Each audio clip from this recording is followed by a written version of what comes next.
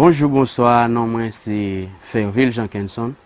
Alors, c'est un plaisir pour moi, pour me capable participer dans gros show ça, Ralph Condé mette sous pied, côté que la vente musique haïtienne et la faut découvrir une série de jeunes talents qui cachés. Alors, c'est un plaisir pour moi pour me participer dans gros show ça, pour moi capable jam avec les gens de ça. On allait enjoy ensemble.